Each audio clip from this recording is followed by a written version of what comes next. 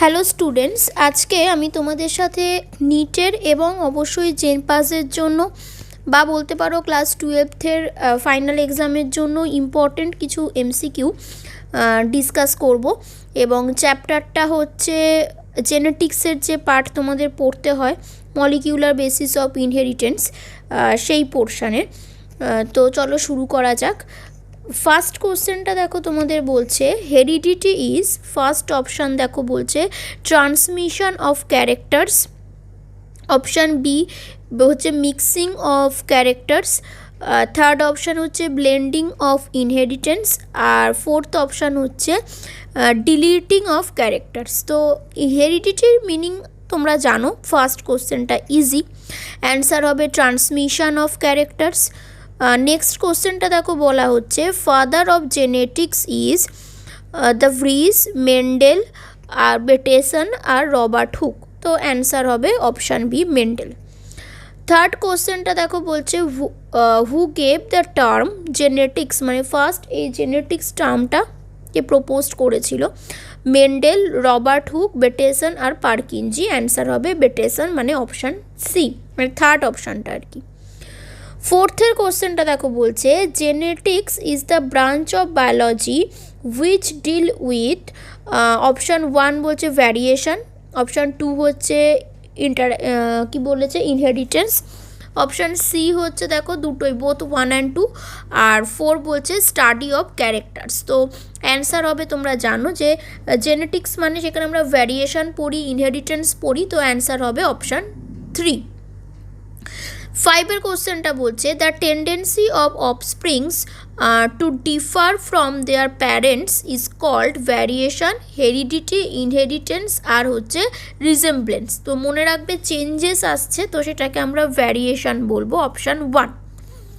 সিক্সথের কোশ্চেনটা দেখো বলছে মেন্ডেলস এক্সপেরিমেন্টাল যে মেটেরিয়াল ইউজ করেছিলেন সেটা কি। চারটে অপশান আছে, আমরা এটা সবাই জানি, তাই আর অপশানসগুলো পড়লাম না, সবাই জানি পি প্ল্যান্টস, এবং পি প্ল্যান্টসের সায়েন্টিফিক নাম পাইসাম স্যাটিভাম। তো অ্যান্সার হবে অপশান এ, মানে ফার্স্ট অপশানটা 1। সেভেন্থের কোশ্চেনটা দেখো বলছে Mendel's findings were rediscovered by de Vries, Correns, আর হচ্ছে এখানে স্কিমার্ক, আর অল অফ দিস। তো চারজনেই কিন্তু মেন্ডেলের ফাইন্ডিংসের উপর পরে কাজ করেছেন, তো তাহলে অ্যান্সার হবে অল অফ দিস। এইটের কোশ্চেনটা দেখো বলছে the physical expression or appearance of a character is called as morphology, genotype, phenotype, আর হচ্ছে ইকোটাইপ। তো অ্যান্সার হবে দেখো আমরা জানি ফেনোটাইপিক এক্সপ্রেশন আর জেনোটাইপিক এক্সপ্রেশন বলি, এবং ফেনোটাইপ মানে কি না আমরা বাইরে থেকে দেখে যে ক্যারেক্টার্সগুলো বুঝতে পারি, তাহলে অ্যান্সার হবে অপশান 3। নাইনের কোশ্চেনটা দেখো বলছে genotype is the genetic constitution of the phenotype, trait expressed আর এক্সপোজড জিন। অ্যান্সার হবে দেখো অপশান 2। টেন্থের কোশ্চেনটা দেখো বলছে if the genotype of an individual consist of only one type of genes at same locus it is called as, মানে একই টাইপের জিনস আছে একটা লোকাসে, তখন আমরা জানি হোমোজাইগাস আর হেটারোজাইগাস হয়, তো হেটারো বলে ডিফারেন্ট হবে, তো হোমোজাইগাস মানে সেম, তো অ্যান্সারে সেম টাইপ বলেছে, তো তাহলে অ্যান্সার হবে অপশান 1। 11th কোশ্চেনটা দেখো বলছে Mendel crossed tall plant and dwarf plant. In F2 generation, both the tall and dwarf plants were produced. This shows blending of characters, atavism, non-blending of characters, আর হচ্ছে intermediate characters। বলছে Mendel cross করেছে F2 জেনারেশনে, আমরা পেয়েছি যে টল আর dwarf দুটো টাইপের প্ল্যান্টই একসঙ্গে, তো তার মানে কি না কোনো ক্যারেক্টার মিক্সড হয়নি, মিক্সড হলে তো টল আর ডোয়ার্ফটা মিলে একটা মিডিয়াম হাইটেরও তৈরি হতে পারতো, তাহলে অ্যান্সার হচ্ছে কি না non blending of characters, option 3। 12th কোশ্চেনটা দেখো বলছে Mendel's principle of segregation means that the germ cells always receive one pair of allele, 1/4 of the genes, either one allele of father or one allele of mother আর any pair of alleles। তো যে কোনো হিউম্যানের germ সেলসের সব সেলসেরই যে pair of ক্রোমোজোমসগুলো আছে, তো একটা pair father থেকেই আসে, তো একটা পেয়ার মাদার থেকে আসে, তো জার্ম সেলস হলেও তাই হবে। তাহলে দেখো অপশান হয়ে যাবে 3 answer.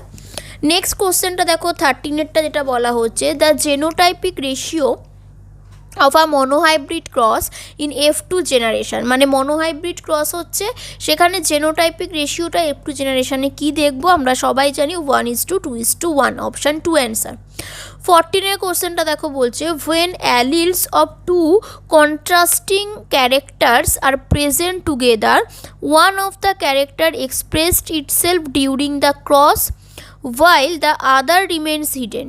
This is the law of purity of gametes, law of segregation, law of dominance, law of independent assortment. তো এখানে দেখো বোঝাই যাচ্ছে যে দুটো অল্টারনেট মানে অপোজিট যদি কোনো ক্যারেক্টার থাকে বা দুটো ক্যারেক্টার আছে একই সাথে, তো একটা এক্সপ্রেস হচ্ছে আর একটা হচ্ছে না, মানে ল অফ ডমিনেন্স, যেটা ডমিনেন্ট সেটা এক্সপ্রেস হচ্ছে, যেটা রিসেসিভ ক্যারেক্টার সেটা এক্সপ্রেস হতে পারছে না। তাহলে অ্যান্সার হবে অপশান 3। 15এর কোশ্চেনটা দেখো বলছে test cross is recessive F1 plant cross with dominant F2 plant, recessive F2 plant crossed with dominant F3 plant, dominant F2 plant crossed with recessive parent plants, and option 4 dominant F2 plant crossed with heterozygous parent plant. তো dominant F2 plant তো আছে, তার সাথে আমরা জানি প্যারেন্টের রিসেসিভটার সাথে cross করলে আমরা সেটাকে টেস্ট ক্রস বলি। তো তাই জন্য দেখো এখানে বলা হয়েছে অপশান 3 হবে অ্যান্সার।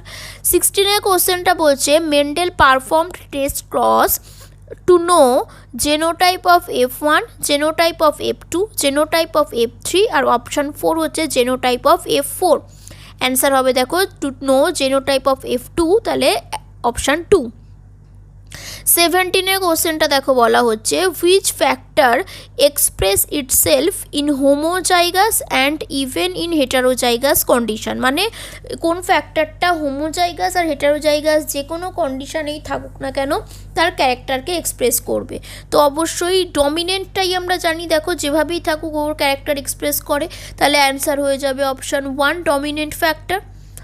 18এর কোশ্চেন বলছে the factor which express only in homozygous condition is dominant, recessive, hidden আর হচ্ছে ক্রিপ্টিক। মানে বলা হচ্ছে যে কোন ক্যারেক্টারটা এই চারটের মধ্যে যেটা কি করে না শুধুমাত্র হোমোজাইগাস কন্ডিশন যখন থাকবে, মানে দুটো একই থাকবে জেনেটিক্যাল এক্সপ্রেশনটা, তখনই এক্সপ্রেস হবে, এরকম কোনটা না। অবশ্যই যখন রিসেসিভ ক্যারেক্টার আমরা জানি যে সবসময় হোমোজাইগাস কন্ডিশন ছাড়া এক্সপ্রেস হতে পারে না, কারণ ডমিনেন্টের সঙ্গে হেটারোজাইগাস ফর্মে থাকলে ডমিনেন্টটাই এক্সপ্রেস হবে, তো তাই জন্য অ্যান্সার হয়ে যাবে অপশান 2 রিসেসিভ। 19এর কোশ্চেনটা দেখো বলা হচ্ছে example of intergenic gene interaction is incomplete dominance, codominance, multiple allele আর অল অফ দ্য অ্যাবভ। তো সবগুলোর জন্যই এটা হতে পারে, তো তাই জন্য অ্যান্সার হয়ে যাচ্ছে দেখো অপশান ডি, মানে লাস্ট অপশানটা।